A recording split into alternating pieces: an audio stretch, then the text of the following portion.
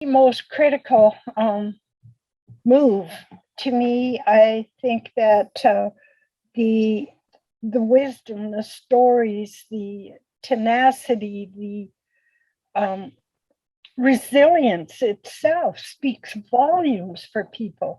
Like, I look at myself and coming through what I have come through. And again, I refer back to Nelson Mandela. When I met Nelson, I humbled myself and I said, "Oh, my brother, I am so humbled to meet you. I just admire the work that you do." On the contrary, my sister, he said, you people were matriarchal societies, and you're women. He said, look at how strong they have been throughout this whole colonial system, and you still survive. When you walk into the room, he said, I can feel your presence. And he said, that is what's going to make a difference. To me, our teachings say that we must lead by example. And so, as again, the healing begins with me. And to me, I've always known right from when I was little that,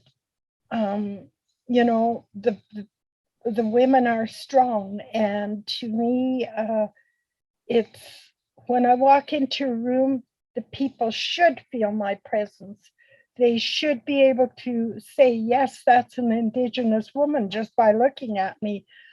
But I always say I'm here to break all the myths and stereotypes. I'm not the typical little old granny who will be quiet and calm and just do her thing. I'm the total opposite. I'm an active granny who really believes in continuing to contribute. Someone has to be there to mentor those elders in the making. And now our elders in the making are armed with post-secondary education, which is even going to make it gives me hope because it makes our society healthier and stronger when you have those strong, resilient voices added to the mosaic and the fabric of Canadian society. Goodness, I would say, don't be afraid to speak out. One thing, I always go back to our sacred teachings.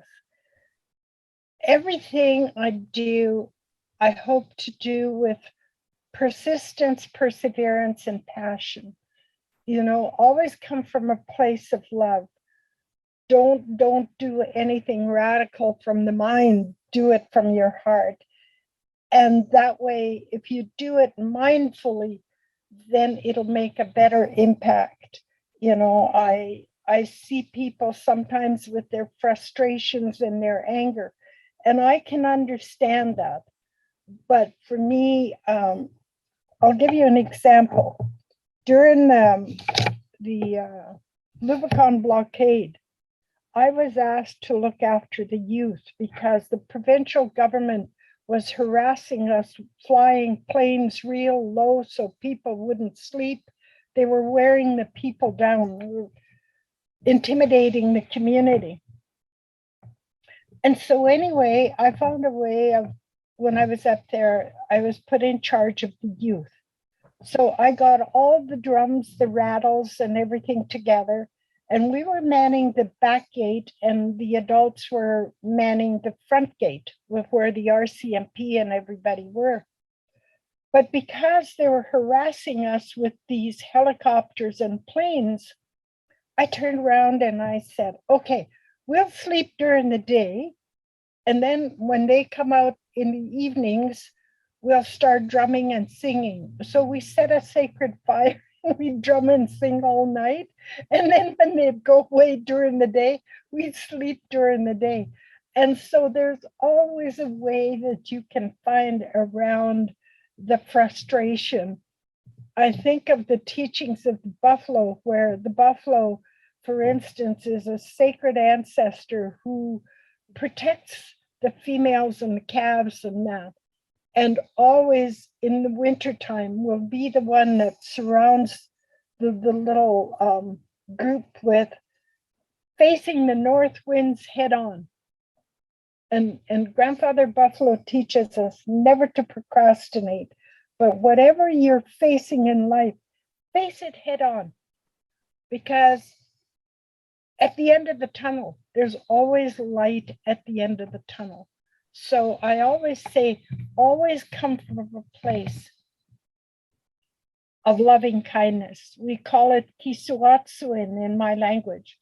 And kisuatsuin is loving kindness. So when you do come from that space, then you have certainly a far better outcome than you do working with frustration and anger and all the negative energies that we have, that we could work with. It means a whole lot to me because I feel, with the board, we deal with it's a national board. So we have a compilation of people from various organizations, which we are able to communicate with. And I think it's past time that they have elders in these positions to help lead us in a good way and to look at our similarities versus our differences, because it is our similarities as human beings that's going to unite us as one.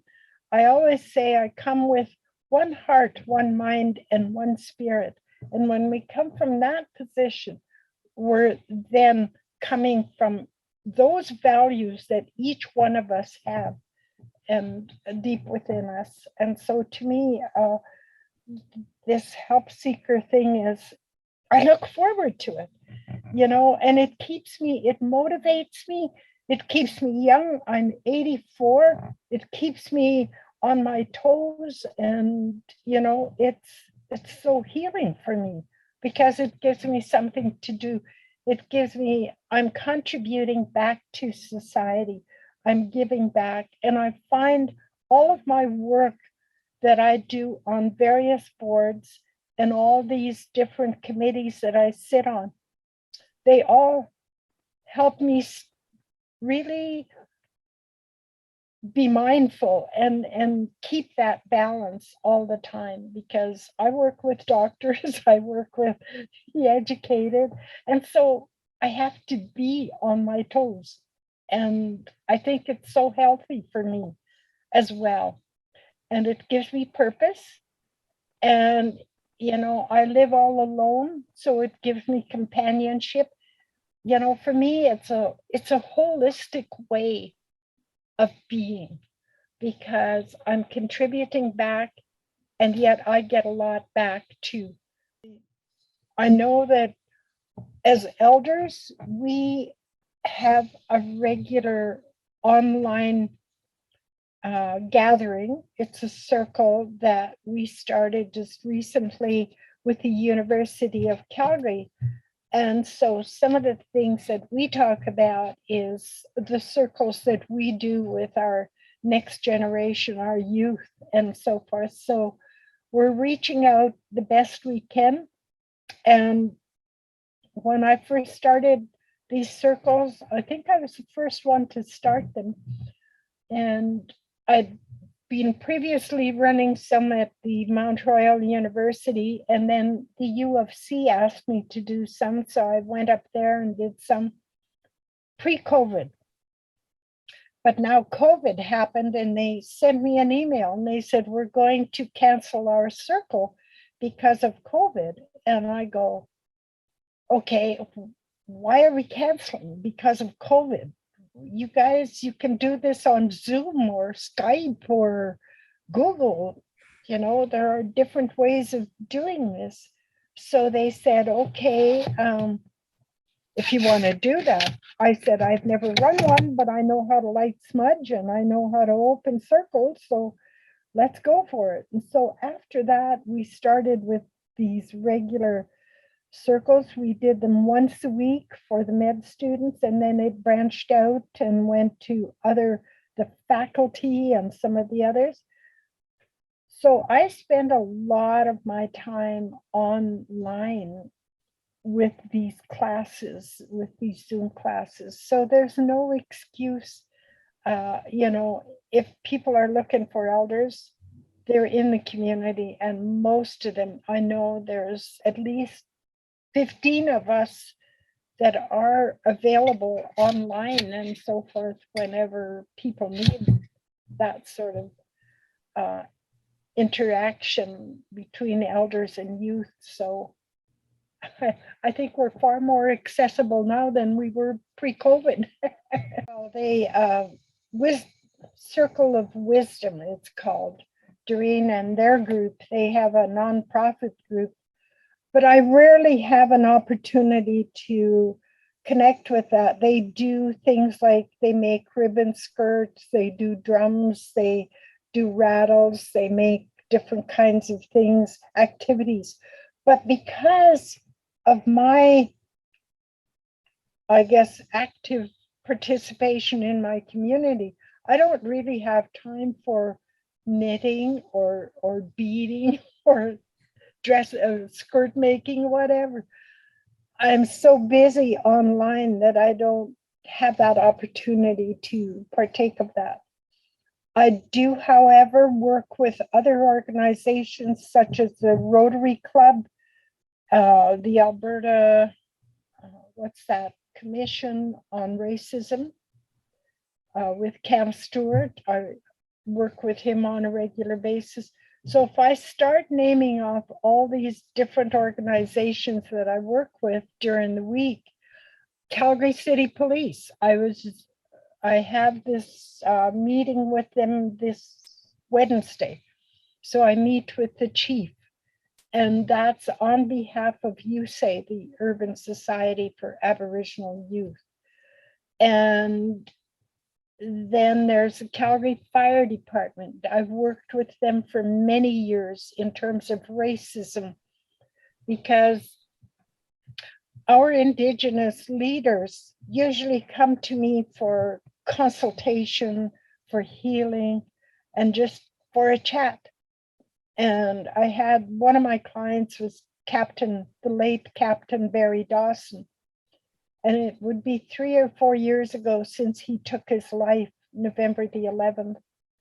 And so with Barry, he was like my son. He'd come over at least three times, sometimes more, during the week, and we'd have dinner together, and he'd tell me how it was so hard as a leader within the Calgary Fire Department to be a captain and to run, to do his work without racism. And so this past week, I went over and with the Calgary Fire Department, the mayor was there. There was several people from administration, the city of Calgary, Mayor Nanchi, there was city police, different department heads. And I blessed the little orange ribbons that they're going to put on the back of their fire trucks to commemorate and to open discussion about reconciliation and those little spirits that lost their lives and never made it home. So that's another group that I work with. Calgary Fire Department, the city police. I also work with the city itself in terms of, I presented to them on that community-based forum they had on racism. I did an intervention to them. And as a result of that, I'm still working with them periodically. We have another gathering coming up. I think the first part of October is when that meeting will happen. And what they do is they get different community members to come and talk about racism and how it affects us within our community. We have not got any sort of pieces of legislation yet implemented to make that change, but we're still doing the best we can to work towards that. Between that and the post-secondary institutions and help seekers and meeting, I work with the whoever seems to be who's who in my community. Christy Morgan, Calgary Boys and Girls Club, you know, all of those people, they come to me for just to sit and talk about what they're going through and stuff like that, you know, conversations and stuff around their work and how an elder is important to them to support them on their journey. So that's kind of what I do in my community every day.